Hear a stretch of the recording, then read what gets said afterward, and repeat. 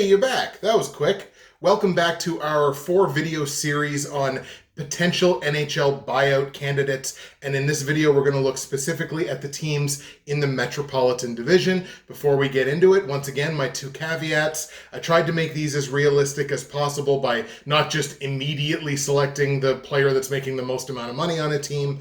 And I'm also, again, stating these are not predictions. These are not me saying this player will get bought out. This is just me saying this is the one candidate from this team that I think would make the most sense if somebody was going to get bought out. Get it, got it, good. And since you understood, let's go to the Met teams.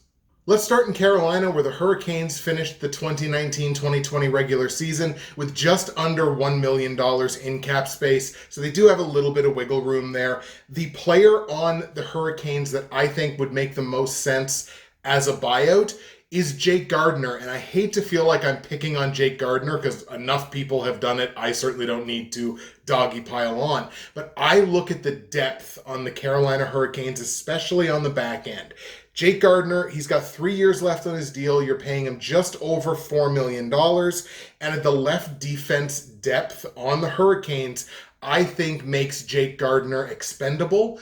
I think it's dubious as to quite how much trade value Jake Gardiner might have right now coming off of last season. Maybe you could, find some team that's really starving for depth on the left side that would throw you a draft pick for Gardiner. But he's a third pair player on the Hurricanes. You're paying him a good chunk of money, and you can save $4.1 million against the salary cap by buying out Jake Gardiner. Not a great option, but the best one that I could find in Carolina.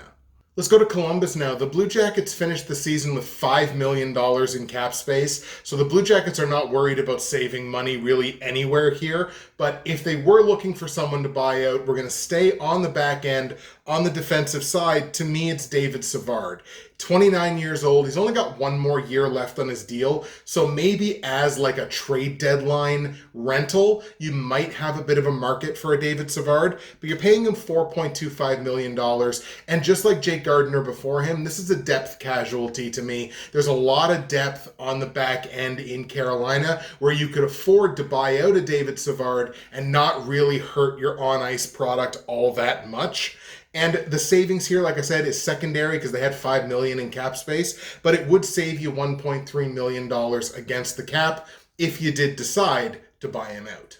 Let's go to New Jersey, and the Devils sport the most cap space in the NHL at $8.7 million at the end of last season. So exactly not a money situation here for New Jersey, but if they were looking for somebody to buy out, just like in Florida, I think it comes between the pipes, and I think it's Corey Schneider, because I don't think Corey Schneider has really any market for him whatsoever, certainly not at a $6 million price tag. He's got 2 years left on his deal. He's 34 years old. I doubt we're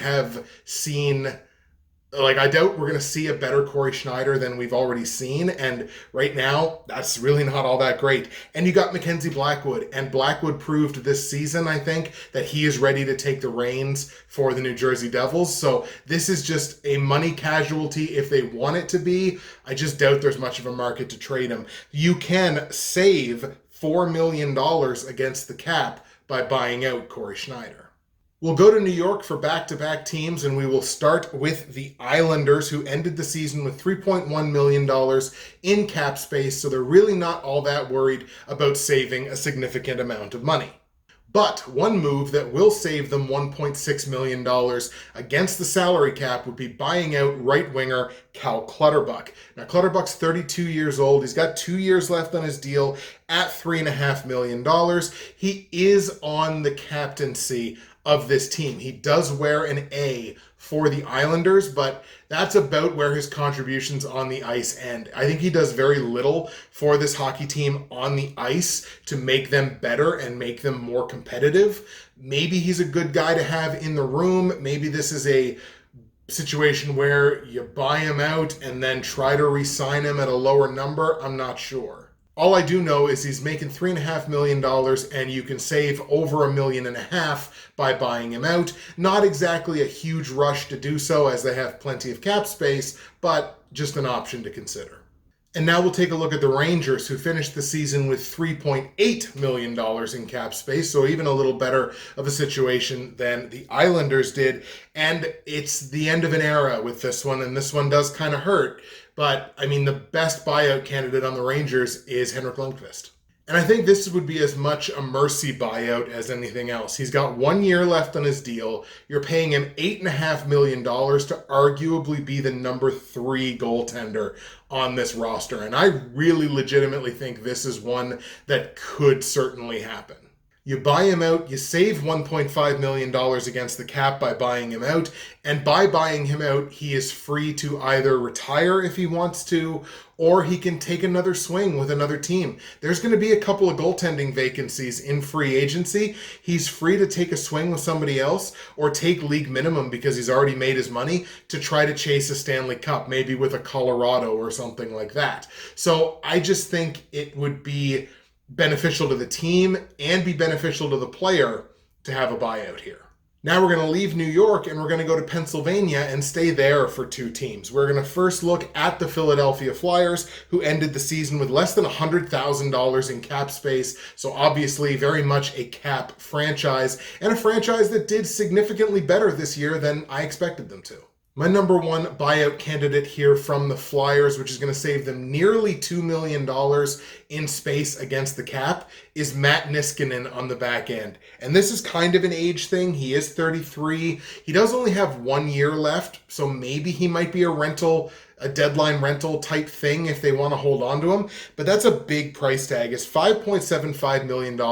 And you've got Travis Sanheim right there, who to me is very clearly ready to take that number 1 right defenseman spot. And I think you can move on from Matt Niskanen, save some money, and it's really not going to hurt your on-ice product all that much. It's going to save you $1.9 million against the cap. I think it's a smart move. We stay in Pennsylvania and we stay talking about cap teams. And this is the Pittsburgh Penguins, ended last season with just under $800,000 in cap space. So pretty much just 1 roster spot. And this is a very simple one for me. This is 33-year-old Jack Johnson on the back end, 3 years left on his deal at $3.25 million.